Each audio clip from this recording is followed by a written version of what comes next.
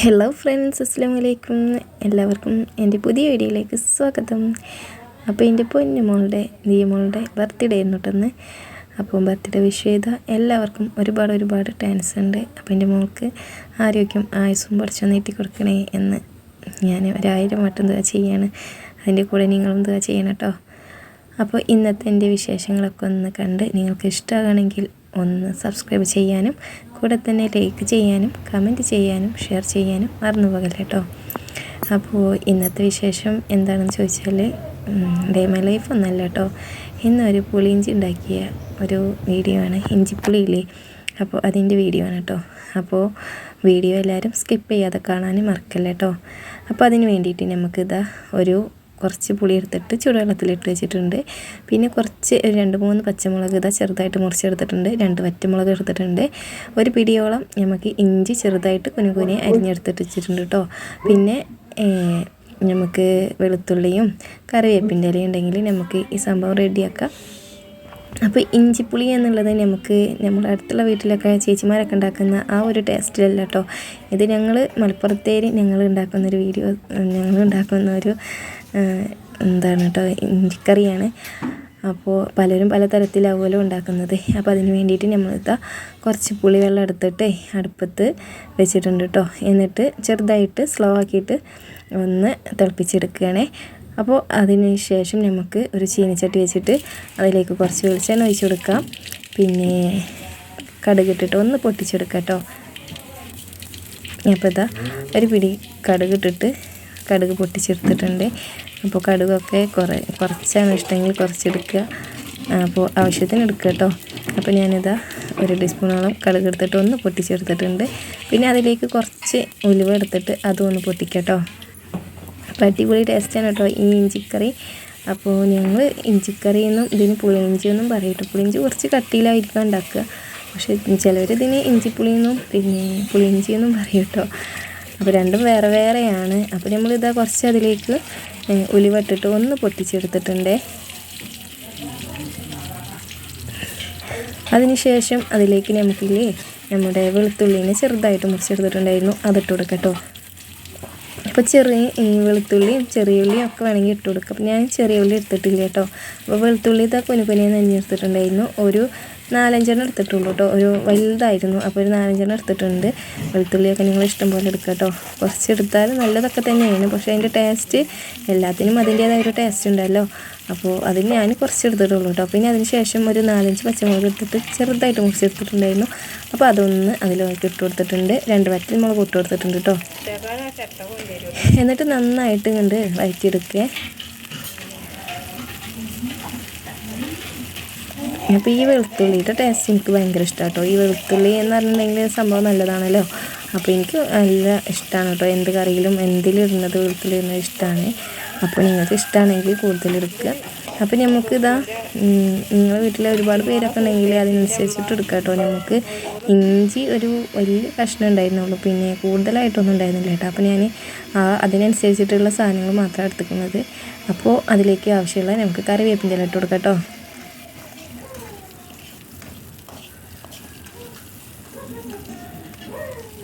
എന്നിട്ട് നന്നായിട്ട് ഇങ്ങനെ വഴറ്റി കൊടുക്കുക. അപ്പോൾ നമ്മളെ തൊട്ടടുത്ത വീട്ടിലെ ഒരു ചേച്ചീൻ്റെ വീട് കേട്ടോ. അവിടെ നിന്നാണ് എനിക്ക് ഈ ഇഞ്ചിക്കറിയും പിന്നെ പുളിയിഞ്ചിയൊക്കെ കൊണ്ടുവന്ന് തരാറ് കേട്ടോ. അങ്ങനെ ഞാൻ അവിടെ നിന്ന് കൂട്ടിയിട്ട് ഉള്ള ഒരു ശീലം ഉണ്ടായിരുന്നുള്ളൂ. പിന്നെ ഞാനും പഠിച്ചു. പിന്നെ നമ്മളങ്ങനെ ഇടക്കിടക്ക് ഉണ്ടാക്കാറുണ്ട് കേട്ടോ. എനിക്ക് ഭയങ്കര ഇഷ്ടമാണ്. ഇവിടെ എല്ലാവർക്കും ഇഷ്ടമാണ് കേട്ടോ.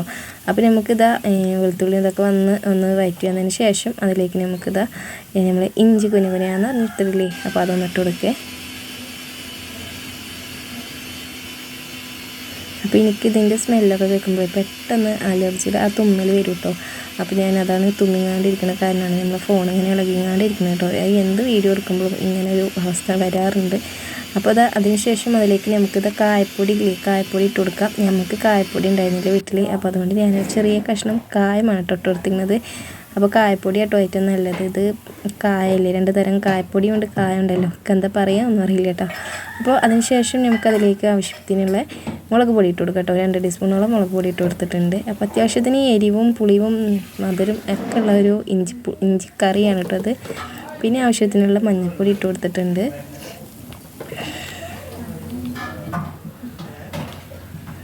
ആവശ്യത്തിനുള്ള മല്ലിപ്പൊടി ഇട്ട് കൊടുത്തിട്ടുണ്ട് കേട്ടോ.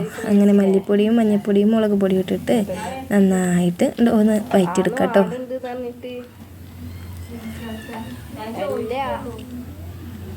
അപ്പോൾ പെട്ടെന്ന് തയ്യാറാക്കാൻ പറ്റിയ എന്നാൽ അടിപൊളി ടേസ്റ്റിൽ നമുക്ക് ചോറിൻ്റെ കൂടെയും വെറുതെ കഴിക്കാൻ പറ്റിയ ഈ ഒരു ഇഞ്ചിക്കറി എല്ലാവരും ഒന്ന് ട്രൈ ചെയ്ത് നോക്കണം കേട്ടോ.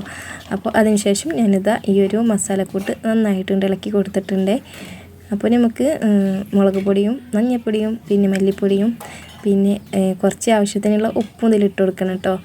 അത് ഞാൻ പറയാം, എപ്പോഴും മറന്നു പോകുന്നതാണ് ഉപ്പിൻ്റെ കാര്യം. അപ്പോൾ ഉപ്പ് നിർബന്ധമാണല്ലോ അല്ലേ. അപ്പോൾ ഞാനിതാ അതിലേക്ക് ആവശ്യത്തിനുള്ള ഉപ്പ് ഇട്ട് കൊടുത്തിട്ട് നന്നായിട്ട് ഇളക്കി കൊടുത്തിട്ടുണ്ട്.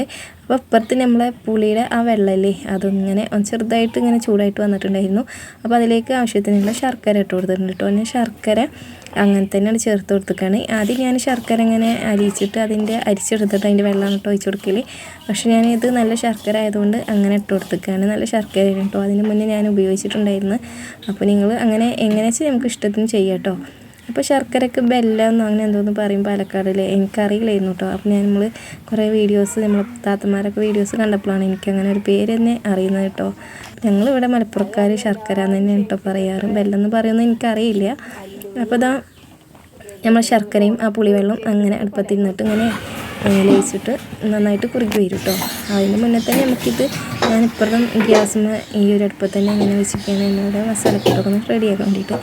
അപ്പോൾ ഇതാ ഈ ഒരു ഇതില്ലേ റെഡി ആയിട്ട് വന്നിട്ടുണ്ട് കേട്ടോ. നമുക്ക് മുളക് പൊടിയും മഞ്ഞൾപ്പൊടിയും എല്ലാം അതിൽ നിന്നിട്ട് ഒന്ന് നന്നായിട്ട് വഴറ്റിയെടുത്തതിന് ശേഷം നമുക്ക് ഈ തിളച്ച് വന്നിരിക്കുന്ന നമ്മുടെ ഈ പുളിവെള്ളമല്ലേ അതിലേക്ക് ഈ ഒരു കൂട്ടിട്ട് കൊടുക്കാം കേട്ടോ.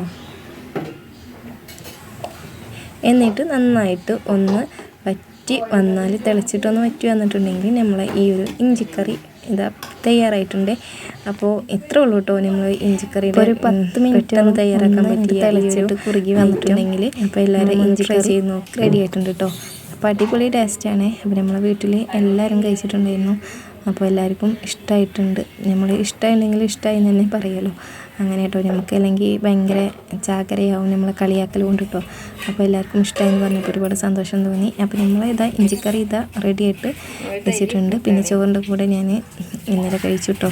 അപ്പോൾ ആ വീഡിയോസൊന്നും എടുത്തിട്ടില്ല. അപ്പോൾ എൻ്റെ വീഡിയോ കണ്ട് സപ്പോർട്ട് ചെയ്യുന്ന, ലൈക്ക് ചെയ്യുന്ന, കമൻറ്റ് ചെയ്യുന്ന എല്ലാവർക്കും ഒരുപാട് നന്ദി. Thank you for watching.